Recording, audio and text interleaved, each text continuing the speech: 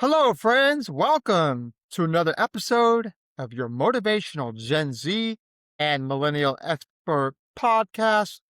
I am your host. My name is Dr. Jason Wiggins, and we will be talking about the leadership blueprint, career growth, motivation, and workplace success for Gen Z and Millennials.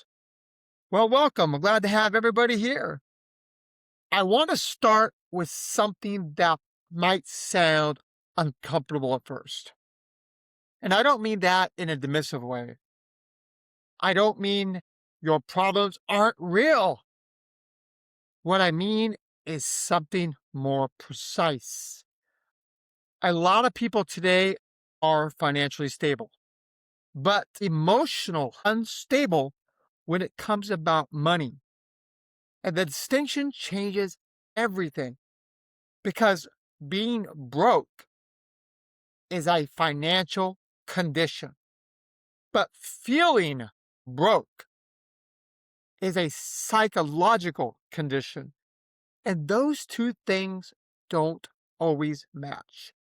You can have a lot of different types of variations of income, from gig income to full-time work, but you can be functioning completely normally and still feel like you are behind in life. Who doesn't feel like that sometimes, right? And the reason for that is not your bank account. It is your environment.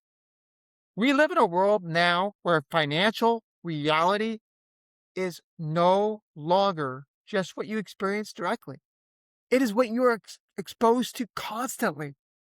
Every day you are seeing someone buy a house, someone quitting their job, someone making money online, someone traveling, someone showing income screenshots, somebody upgrading their lifestyle. This is everything you're seeing through social media.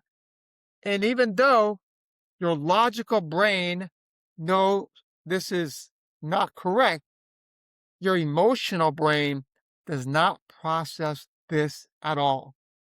It just absorbs that repetition of all those good things happening to all these people. It's like it becomes normal. And then that expectation becomes normal. You see all of these people living the good life. You think everybody is like that but you. The expectation becomes the pressure. And that is how someone can have a stable life, but still feel like they are falling behind. Remember, every person in your social media platform is not having success, but it's just that one every once in a while you see them doing great things and you go, how come that's not me? This is a very emotional experience happening for millennials and Gen Zs right now. It is not panic. It is not crisis. It is something quieter. It is a constant background pressure. You're working and earning and paying bills. You're doing what you're supposed to do. But there is still this feeling I should be further along than I am. There's always that constant pressure about how come I'm not living up to not only my standards, but standards of everybody else. So you begin to internalize that. And after a while, if you're not making the money you want to make, or you're not having the status you want to make, you start to think, what am I doing wrong? I must be bad with what I'm doing. I must be bad with my money, or I'm just not doing enough. But what if neither of those are true? What if the issue is not financial structure, but your distorted environment? Because here's what changed. You are no longer just living your life. You are constantly exposed to all the thousands of humans at the same time on social media, but not their full lives. You're only seeing fragments that highlighted the moments of success. And your brain does something very important here. It does not label that this is not real for everyone. It only talks about the key points. So over time, what you think is normal life begins to shift, knowing that everybody's doing great things. Everybody's financially successful. Everybody's going on trips. But that's not real. That's not exactly how it is. So the pressure is not on you. It's just distorted on you about your financial success and your future. You are not thinking about money. You're just scrolling through social media and you see someone, maybe your age, maybe a little younger, similar background, and they are showing success. Maybe they're financially well off. They have a great income. Their lifestyle is about partying, having fun, or they show professional success. But all of a sudden, you start shifting and looking at yourself. Not logically. You start looking at it more emotionally. Nothing's changed in my life, but your perception of your life ultimately changes in a heartbeat. And now you feel this sudden pressure about what is going on in your life and how you're not changing it. And guess what? Nothing's changed. But here's the key part. Most people don't realize that the distortion people are feeling inside, they don't realize that they're being impacted in a way by having all those people have all the successes. And then you react to those successes of everybody, go, how come not me? So that is why we have to learn to be content about our financial success, learn about how we can continue to build financial success and momentum. And we have to ultimately make sure we feel good about ourselves. So when you feel all this financial anxiety, the first thing we should ask ourselves, did anything change in my finances? Or did something change in my perception? Because if the perception is what shifted, then money's not the problem. We have enough money. And if you don't, then we need to make and find additional ways to make money, gig money. But let's not get trapped in what I call the comparison trap. Human beings are wired to compare. This is not new. What is new is the scale that we measure ourselves by. We are no longer comparing ourselves to a small group of people around us. We are comparing ourselves to millions of different fragmented lives, not even their full lives, just those great moments. So we start looking at what is life supposed to look like? And then we start thinking, I am behind. And that's where that illusion in our mind is just that. It's an illusion. I'd like you to think about this for a second. Somebody you know posts on social media. I mean, it could be anything, a job, a business win, a personal milestone, a financial success. And suddenly your life was fine 5 minutes ago, but it doesn't feel the same anymore after hearing about this because nothing's changed. Nothing, your reality's not changed, but you're looking at why is somebody else continuing to be more successful? So when you look at your lifestyle, think about how that money leak in your life, emotional, financial thought process. It's not about one big mistake we make. It's about the small feelings of success that we have. We get a raise. We upgrade our life slightly. We get to go out and eat out, enjoy a great movie with our friends and our family. We find things that we can buy that make us feel better. We do something to make us happy. And then all of a sudden, we forget about our worries. We forget about that financial gap. Some of you might have heard about David Ramsey. He teaches a very simple principle. Live on less than you make. Live on less than you make on purpose. Because living marginally is not optional. Marginally living is stability. Without it, everything feels tighter, even when income increases. But that's the emotional trap. When people get more money, they don't feel rich. they feel relieved. And the relief leads to justification spending. I'm making more money. I need to buy a car. I need to buy a house. I need to have better clothes. I deserve this. I worked for this. I can remember working at a job I didn't necessarily like, but I was making more money than I had made. And so I remember thinking that, okay, I don't like this job, but I want to buy something that's going to help me feel better about what I'm doing. So at the time, I ended up buying a jet ski so I could go around in the water. And I made this purchase because I wanted one all my life, but I felt like I don't even like this job. So I'm going to do something just to give me reason that I can appreciate what I am doing. And that was why I purchased a jet ski. Could I afford it? Yes, maybe. But is it something I really needed? So David Ramsey really talks about how you can get over your financial disruptions by using the snowball effect. So you tackle the first smallest bill that you have. If it's a credit card bill, maybe it's a $200 bill. You pay that off, and then you start paying on another bill that's smaller. And then all of a sudden you start paying off all of these bills one after one until you start hitting your heavy hitters. Then you also find ways to improve your financial duress by looking for a new job, reducing your expenses. These are all things that will help you feel more comfortable and relieved.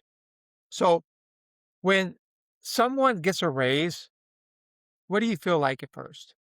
You feel progress. But guess what? Within months, your rent increases, your spending increases, your expectation increases. Why? Because you're making more money and subconsciously you start spending more money. You start going out to eat more often. You start buying more clothes. You decide you want a better car. And suddenly nothing's actually changed. So what have you felt? You have felt financial inflation.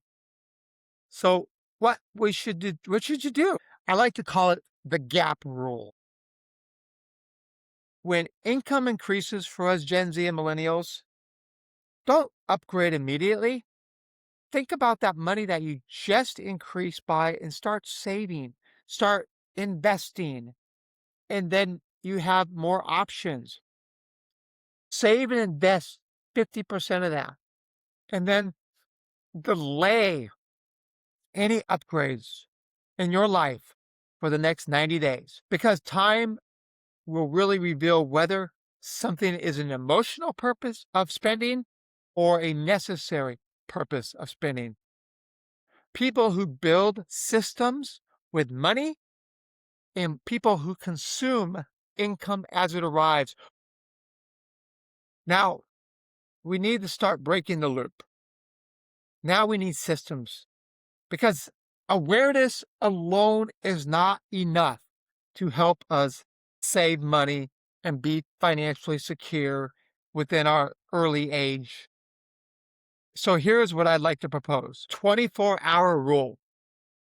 We delay impulse spending and we utilize that emotional tagging, which will basically identify feelings before we spend. Do I need this? Is this going to make me happier? After a week or two, is this going to be something that I think, I'm glad I purchased this, or am I going to have regret? Let's stop thinking about how we compare ourselves with others, as we talked about earlier. We got to stop identifying ourselves compared to those friends and those people that we try to imitate via social media. And let's have what I call a monthly reset. Let's evaluate the behavior that we have, not just the income, because money is more than just a number. It is more than math. If we have the money, let's put it where we can put it to good use. Let's invest it.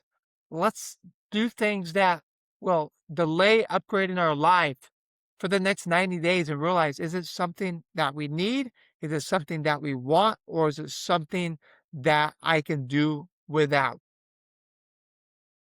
Think about this for a second. Two people, the same world, that have different behaviors. One builds their financial income slowly. They protect what's important around them financially. They avoid impulses at purchasing, they avoid that inflation, while the other increases spending with their income. One builds stability, the other builds financial pressure on themselves. You could be working at the same job, earning the same amount of money, but then when something happens, you have an emergency, then you're not able to get through that emergency without borrowing on your credit card, without borrowing from a friend. You might work at the same job, have the same environment, feel like you are just right up there with them when it comes to financial successes, but you're completely separate. You're completely different. And that's why you have to build systems. I can say when I was in my younger years, I really struggled financially. Even going into my mid 30s, I had no sort of savings. Everything that came in, I spent. I was almost at the point where I was bankrupt. And this is not a good feeling. A good feeling is where you have financial success. It was interesting because I went to see a financial advisor. We talked about how much debt I had, interest. When I went in to see this financial advisor, he looked at me, after we talked about our financials, and he said thing that I'll never forget. He stated, "I can't help you." And that just hit me so hard, knowing that I had put so much financial stress on myself and inability to pay my bills. And so what I ended up doing at that point is I changed the way I think. I changed my environment and I built systems to help me. What did I do? First things first, I used the snowball effect that we talked about with David Ramsey. From that point on, I reduced my rent. I reduced what I was spending. I found ways to start saving. I paid off all of my small bills, paid off my vehicle, and then I started making an impact into my student debt. My income grew as I continued to move up and secure better opportunities that were more financially fruitful. And then at one point, I finally started to save money. And then I snowballed that money to good investments online, trading stocks, and I built some financial success. But I had to look back and go, look at all the mistakes that I made over time. And that's real life about admitting the mistakes you did. And that's why if anybody takes anything out of this podcast, I really want you to think about, you know, looking at your life and not living with inflation, not trying to spend as much as you receive. First of all, take that money and reinvest once you've paid your bills. It's interesting because I had a friend growing up, and it's because we talked about wanting to save for a cruise after 1 year, and we thought about if you save at least $5 a day over the course of every single day, that's it. You have saved $1,500. And you know what? You can go on a trip for $1,500. And that's just by saving $5 a day, $35 a week. So when you start thinking about the coffee you buy, the small thing that you don't need, and you think about saving that. Now, let's say you're not going to go on a trip. You want to compound that. You want to make more money. You want to reinvest. All of a sudden, that $1,500 that you saved in 5 years, if you invested right, is now $5,000. I know we've kind of dived in a little deeper to the financial part, but that is what it takes. But before you get to that point, don't make those same mistakes. Be emotionally secure about your purchases. Stop reviewing your life, compared to everybody else when it comes to social media. We all do great things. We just do it at different timelines in our life. I've had to look at people going, oh, wow, look at what they're doing. This is great. But then I reflect, oh, I've done these same things, but they're just different timelines about when we did it. So that's why don't get caught up in focusing on your success versus someone else's success. Think about how your life focuses on the great things that you have done. Most financial stress today is not financial, it's the perception, it's our own emotional well being. And we have to stop personalizing it, going, how does this affect me? It shouldn't affect me. We should celebrate their successes, feel good about what they did, and stop thinking it in a distorted manner. Start thinking about what their goal would have been and how they achieved it. And then reflect on what we can do, how we can be successful. And that goal in our life is about being emotional stable. And that emotional stability creates freedom in our life. Not that comparison, not the increase in income, not all the validation we need around us, just the stability that makes us focus on who we are and how we can improve.